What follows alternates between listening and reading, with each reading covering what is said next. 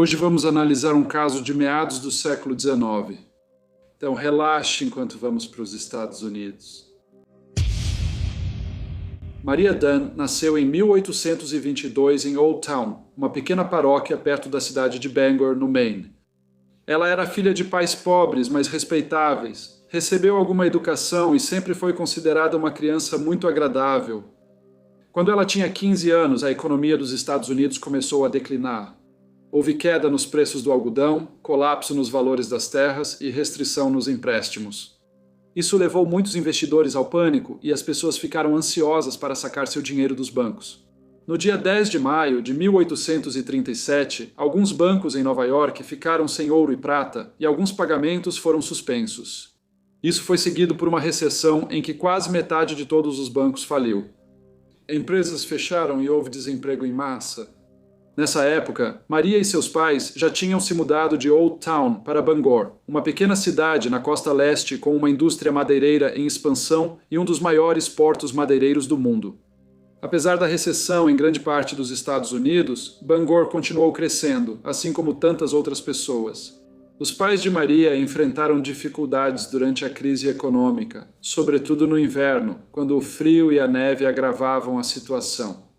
Maria agora estava se tornando uma jovem mulher e sabia que jovens cavalheiros frequentemente buscavam conhecê-la. Ela era muito atraente e gostava da atenção que recebia. Um jovem cavalheiro que parecia muito apaixonado por ela era um médico. Ele tinha dinheiro e, embora suas intenções pudessem ser honrosas, Maria tratava o relacionamento mais como um negócio. Eles continuaram se encontrando durante o inverno e a primavera, e o jovem médico lhe dava dinheiro e vestidos finos. Mas a mãe de Maria ficou muito chateada com o comportamento da filha e queria que ela se casasse com um homem honesto e digno, embora ainda tivesse apenas 16 anos. Ela fez o que a mãe queria e se casou com o Sr. James Bickford, um jovem muito respeitado que trabalhava como sapateiro. Eles viveram juntos por quase 3 anos. Após uma visita para ver amigos em Boston, Maria decidiu deixar o marido. Ela havia se frustrado com sua vida modesta em Bangor e ficou fascinada com a cidade grande, as lojas, cafés, avenidas e parques, além das senhoras elegantes desfilando com os vestidos mais modernos. Quando chegou a Boston, ela ficou em uma pensão e logo chamou a atenção de um jovem. Pouco tempo depois, ela viajou com ele para Newburyport, mas esse novo conhecido logo se cansou dela e foi embora. Maria estava de repente sozinha. No entanto, ela se lembrou de como conseguiu obter dinheiro do jovem médico antes de se casar.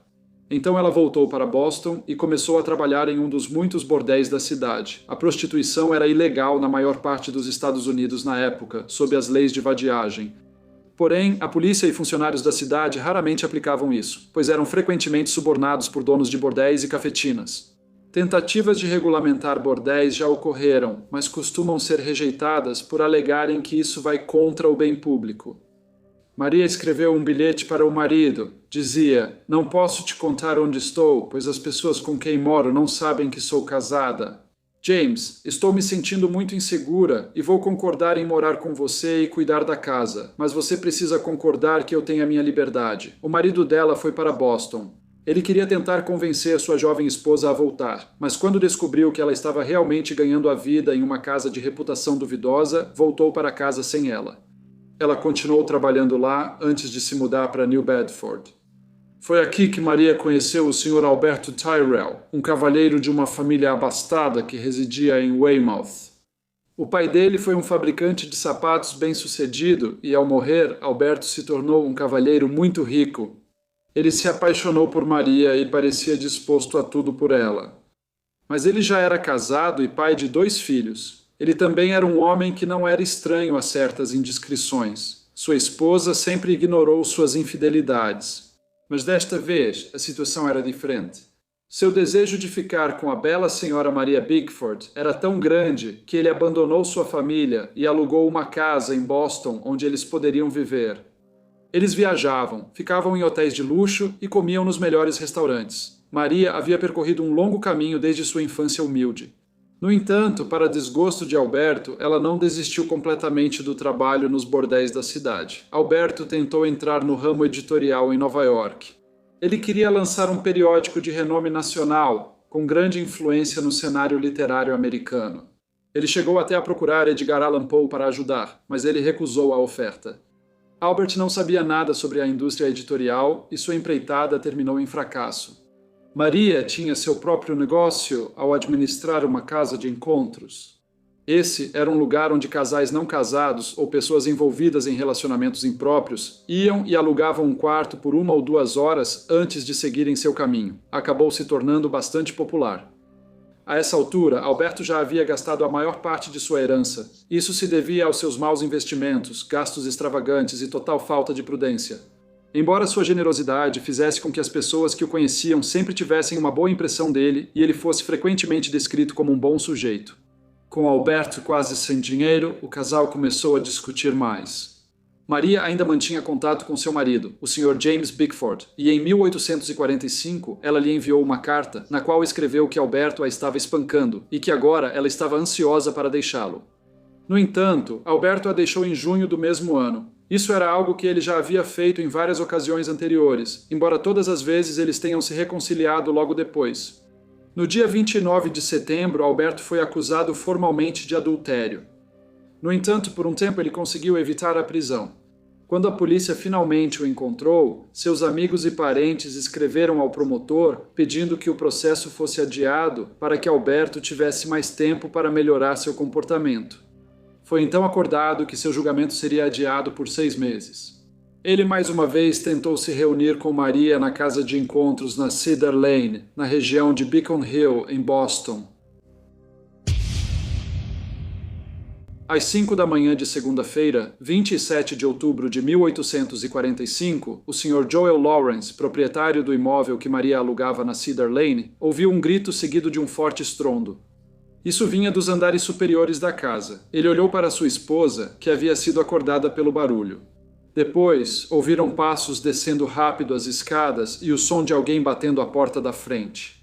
O Sr. Lawrence imediatamente pulou da cama e foi ver o que estava acontecendo. Ele foi até o quarto de Maria e abriu a porta. O quarto estava cheio de fumaça.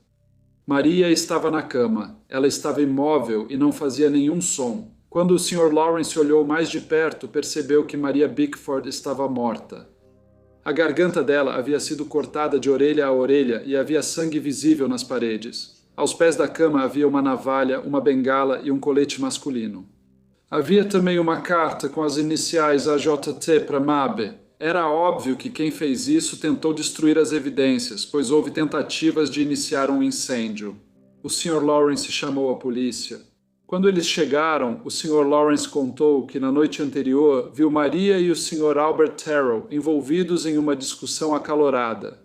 Ele não deu muita importância, pois era algo bastante comum. A notícia do incidente começou a se espalhar e outras testemunhas apareceram. Um deles era um trabalhador do estábulo, que contou como o Sr. Albert Terrell apareceu lá às 5h30 da manhã e pediu um cavalo, dizendo que tinha se metido em uma pequena dificuldade e queria ir para a casa do pai de sua esposa. Várias pessoas viram o Sr. Albert Terrell entrando e saindo da propriedade. A polícia iniciou as buscas, mas ele já havia fugido. Ele chegou a Weymouth e depois viajou para Montreal, no Canadá, de onde enviou uma carta para sua família avisando que iria pegar um barco para a Inglaterra. Ele embarcou em um navio para Liverpool. Infelizmente para Albert, o tempo no Atlântico estava particularmente ruim e o barco foi forçado a dar meia volta e navegar para Nova York. Sem se abater, Albert embarcou em outro barco, agora com destino a Nova Orleans. No entanto, as autoridades da Louisiana foram informadas de sua chegada e, em 6 de dezembro de 1845, o Sr. Albert Terrell foi preso e enviado de volta para Boston, onde foi acusado do assassinato da Sra. Maria Bickford. Os jornais lotaram as páginas com histórias sobre Albert Terrell. Eles escreveram sobre como ele havia deixado sua esposa para viver com a Sra. Maria Bickford, que ele havia perdido sua fortuna herdada e antes da morte da Sra. Bickford, ele havia sido acusado de adultério. Claro, eles sensacionalizaram a história e o caso parecia fascinar o público. Os jornais escreveram que na manhã do crime, Alberto foi visto entrando e saindo do local. Antes visto como bom sujeito, o Sr. Alberto Terrell agora era considerado um vilão. No entanto, quando o julgamento começou em 24 de março de 1846, a opinião pública já havia mudado um pouco. O povo de Boston agora começava a pensar que Alberto era apenas uma pobre vítima de Maria. Eles acreditavam que ela havia usado seus encantos femininos para seduzi-lo, fazendo com que o cavalheiro apaixonado deixasse sua esposa, abandonasse seus filhos e perdesse seu dinheiro. A família de Alberto contratou Rufus Choate para defendê-lo. Ele era um advogado famoso de Boston, conhecido pelas estratégias de defesa que usava para absolver seus clientes. No primeiro dia do julgamento, o promotor Samuel D. Parker chamou várias testemunhas que conseguiram apresentar sólidas provas circunstanciais contra o réu. Porém, a defesa contestou no contra-interrogatório. Uma das testemunhas foi o legista, e o advogado de defesa perguntou se o ferimento no pescoço de Maria Bickford poderia ter sido auto-infligido. O legista respondeu que sim. Uma senhora chamada Mary Head, que mora na Cedar Lane, contou ao tribunal que no dia 27 de outubro alguém bateu à sua porta. Quando ela atendeu, viu Albert Tyrrell. Ela disse que ele falou com ela, mas estava em um estado realmente muito estranho. Era como se ele estivesse dormindo. O cunhado de Albert Tyrrell, um cavalheiro chamado Nathaniel Bailey, testemunhou que, quando viu o réu em Weymouth, ele estava agindo de maneira muito peculiar e lhe disse que estava fugindo de uma acusação de adultério. O Sr. Bailey disse que, ao contar sobre a morte da Sra. Maria Bickford, Albert pareceu chocado e entristecido. A acusação tinha várias testemunhas que podiam confirmar que o réu havia ficado com Maria na noite de 26 de outubro e saído por volta das 5 da manhã, mas a defesa questionou a reputação e a credibilidade dessas testemunhas. Eles também apresentaram suas próprias testemunhas, que informaram ao tribunal que o réu era um cavalheiro íntegro e respeitável antes de sua mente ser corrompida pelos encantos da sedutora, Sra. Maria Bickford. A defesa alegou que não havia provas de que o Sr. Albert Tyrrell tivesse cometido esse crime tão terrível. Eles alegaram que havia outras explicações para o que levou à morte da jovem. Ela pode ter tirado a própria vida. Ela pode ter sido assassinada por outra pessoa. Rufus Choate tinha mais uma explicação alternativa sobre como Maria Bickford encontrou sua morte tão infeliz. Ele informou ao tribunal que seu cliente, Sr. Albert Tyrrell, era um sonâmbulo habitual e que poderia ser possível que ele realmente tivesse assassinado a Sra. Bickford, mas apenas sob a influência de um pesadelo ou de um transe. Na época, não havia explicações médicas para o sonambulismo e os especialistas divergiam sobre sua causa. Muitas testemunhas foram então chamadas para depor, todas confirmando que Albert sofria de sonambulismo durante toda a sua vida. Um parente contou como, apenas um mês antes da terrível tragédia, Albert entrou em seu quarto segurando uma faca, completamente inconsciente do que estava fazendo, pois ainda estava dormindo. Rufus Choate sabia que o argumento de que a morte de Maria teria sido causada por suas próprias mãos não era forte, especialmente porque ela havia morrido de maneira tão brutal. A defesa de sonambulismo seria a que ele deveria enfatizar mais ao júri. No entanto, as teorias que ele havia apresentado e sua descrição grosseira de Maria como adúltera e uma mulher de moral tão baixa haviam introduzido alguma dúvida na mente dos jurados. Os jornais de Boston tinham certeza da culpa de Albert Tyrrell. Eles reconheciam Rufus Choate como advogado habilidoso, mas alguns julgavam suas táticas antiéticas, e apesar do respeito por sua habilidade jurídica, havia quem o criticasse. Um jornalista escreveu: os lampejos de seu gênio eram exibidos com pouca consideração pelas consequências, que pareciam importar muito pouco ao grande protagonista da cena. Se eles purificavam a atmosfera moral ao defender a causa da verdade e da justiça, ou destruíam a bela estrutura da virtude pública e da integridade pública. Em seus argumentos finais, Rufus Choate falou por mais de 6 horas. Na segunda-feira, 30 de março, o juiz resumiu o caso. Muitos acreditavam que ele demonstrou simpatia pelo réu, referindo-se à profissão escolhida pela Sra. Maria Bickford e à sua baixa reputação moral. O juiz também aconselhou que o sonambulismo poderia ser considerado insanidade. Na segunda-feira, 30 de março, o júri foi enviado para deliberar. Eles deliberaram por apenas 2 horas e retornaram para informar ao juiz e ao tribunal lotado que consideraram o réu não culpado. Muitos dos espectadores se levantaram e aplaudiram a decisão. Eles também gritaram sua aprovação por todo o tribunal. O próprio Alberto ficou bastante emocionado, algo que ele não havia feito durante todo o julgamento. Os jornais escreveram que Rufus Choate havia defendido com sucesso o Sr. Alberto Tyrrell e que, se ele realmente tivesse assassinado a Sra. Maria Bickford, ele só teria feito isso enquanto sonambulava e, portanto, não era responsável por suas ações. Em janeiro de 1847, Alberto estava mais uma vez no tribunal, desta vez acusado de tentar incendiar a propriedade do Sr. Joel Lawrence. Esse crime também podia ser punido com morte. Ele novamente contratou os serviços de Rufus Choate e, mais uma vez, o renomado advogado conseguiu garantir um veredito de não culpado.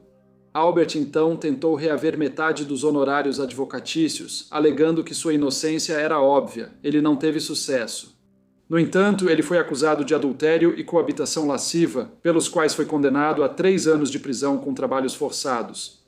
Depois que a notoriedade gerada por seus julgamentos diminuiu, o Sr. Alberto Tyrrell viveu o resto de sua vida na obscuridade. Mas os julgamentos permaneceram famosos pelo uso bem-sucedido da defesa de sonambulismo. Olá a todos e muito obrigado por ouvirem. Como de costume, por favor deixem qualquer comentário ou sugestão que vocês tenham e espero ver todos vocês novamente no próximo Briefcase.